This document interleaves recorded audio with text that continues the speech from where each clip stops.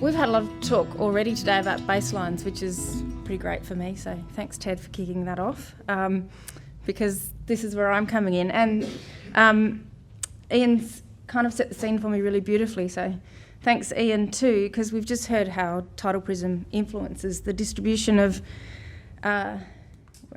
distribution of sediment in the estuary, and how changes to the tidal prism can cause that bathymetry to migrate up and down estuary. I want to talk today about some of the things that we know, some of the things that I think maybe we've forgotten about the kanamaluka Tamar, but I'm going to start in a place that's very far away from here. But if you bear with me, I will bring you back shortly. So it's a story set in Key West in Florida. It's more than 15,000 kilometres from here. If we could leave on a jet plane, it would take us all day to get there. In the 1920s, tourist fishing boats started operating out of Charter Boat Row in Key West. The Depression of the 30s and the Second World War sort of put charter fishing on the backbench for a while, but it took off with gusto in the post-war boom.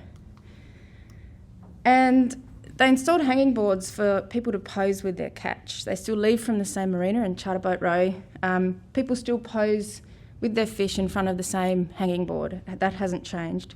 The fashions and the hairdos have changed, but the more striking change is the fish. They get smaller and fewer, and some of the species disappear with the passage of time. What these photos give us is an historical record of the decline in species and abundance.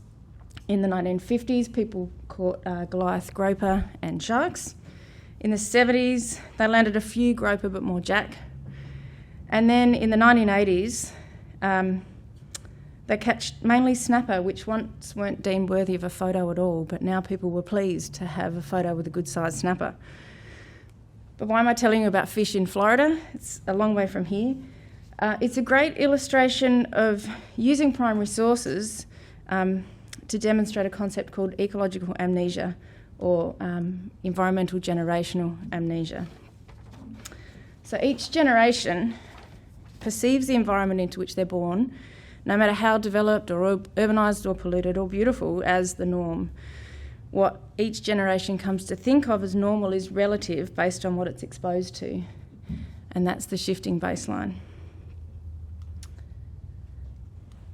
Point in the right direction. So what's that got to do with our estuary? Our theme today is looking back, looking forward, and we must look back in order to understand how we can go forward. And when we look back, we have to do that honestly.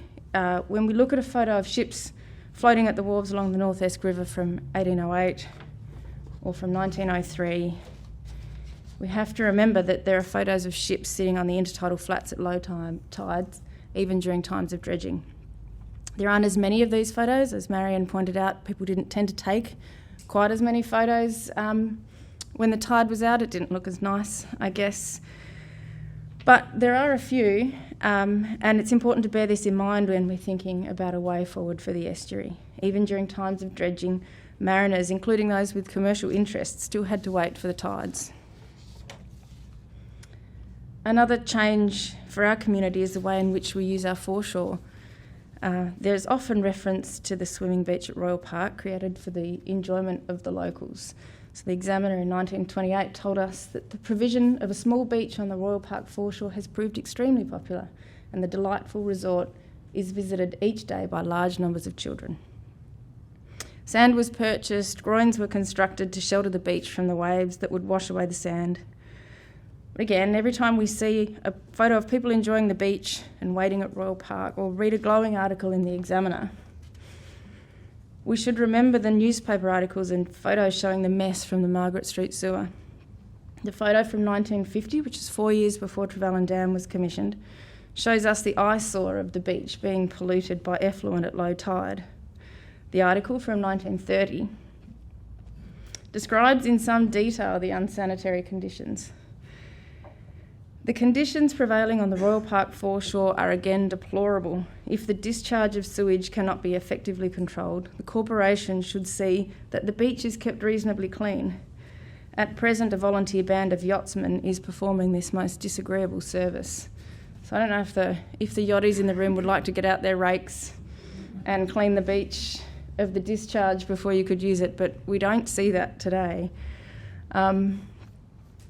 The article goes on to say, it is far from nice to think that children of various growths paddle and bathe in waters contaminated with a discharge from the city sewers.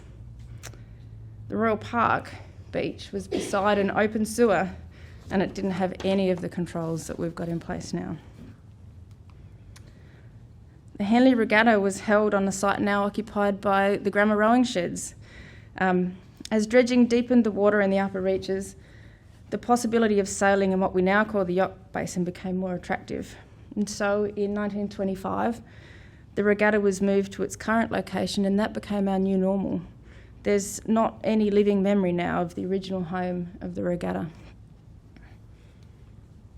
At that time, Launceston was a working commercial port. The dredging was necessary for port operations to create space for ships like the Taruna to turn. And Margaret, you had a better photo than I did, so I might have to steal that one. It was the commercial operations that paid for the dredge program, moving hundreds of thousands of cubic metres of silt year in, year out. When the port relocated to Bell Bay, the commercial driver for dredging was lost. Ever since then, dredging has been small scale and localised mainly for recreational access, and the sedimentation processes have re-established a system of intertidal flats and channels. Similar to the yacht club, in 1973 the Tamar Rowing Club moved from their original deepwater home at the mouth of the South Esk River to make way for the Patterson Street Bridge. When it moved, we'd had 80 years of industrial dredging, plus a commitment was given to provide continued access to the rowing facilities. Access to the water then wasn't the problem, it has now become. If we look at the most recent bathymetry, If you look at the most recent bathymetry, which is that highly coloured picture there, which represents a bit of a do-nothing scenario. We haven't done any interventions for the last few years. If the rowing club was still in its original location, they would still have permanent access to deep water.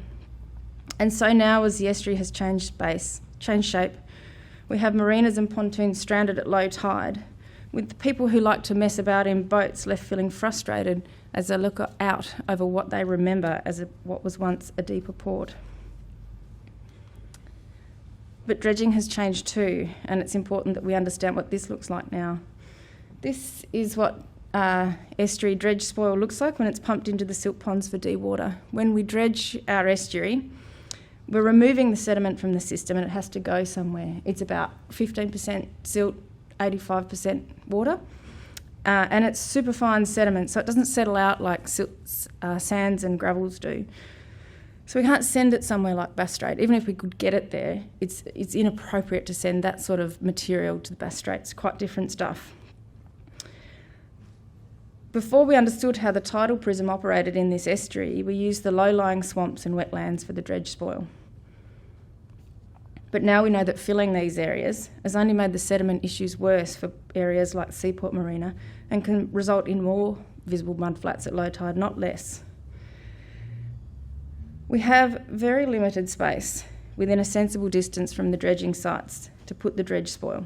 So that means we use the same ponds over and over again. So we pump it to the silt ponds on the east and west Tamar, and we wait then for the water to evaporate off, and that can take about 2 years.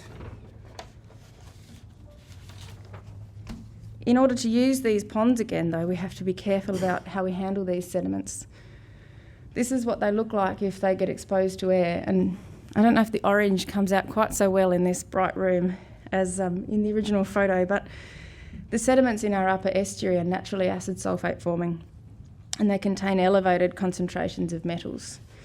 If they're disturbed and exposed to oxygen, they become actual acid sulphate, and like we see with acid mine drainage, that's when we see the formation of sulphuric acid and the mobilisation of the metals that were once bound to those sediments. And we get a pollution source on two fronts. We get the acid, but we also get the available metals coming into the system. We can still dredge, but we need to be more careful and we need to treat those dredge sediments. It's expensive, it can be complicated, and it's highly regulated by the EPA. And this regulatory environment is also a big change from the prevailing system that we had in the 1970s when we did a lot more dredging and when the rowing club was moved. And so the commitment to dredging becomes more difficult. It's not impossible, but it's more difficult and it's much more expensive. So, for us, for the kanamaluka Tamar, the baselines have shifted. What was normal in the 1830s was not normal in the 1960s, and what was normal in the 1960s is not normal now. Our understanding of estuarine science has changed, particularly for this estuary, which is illustrated by the range of talks we've got here today. Our idea of what the estuary should be has changed. The way we use it has changed, and the legislative environment that we're working in has drastically changed. The capacity to forget has dire implications. It will cost our community money, energy, and environmental harm. We have a rich history and a plentiful store of primary sources to refer to and to remind us. When we're looking to the future, when we're proposing actions and ideas for our estuary, we must test our assumptions. We should seek out the evidence from our scientists, from our planners, our regulators, and our historians. We need to remember the past before we can move forward. Thank you.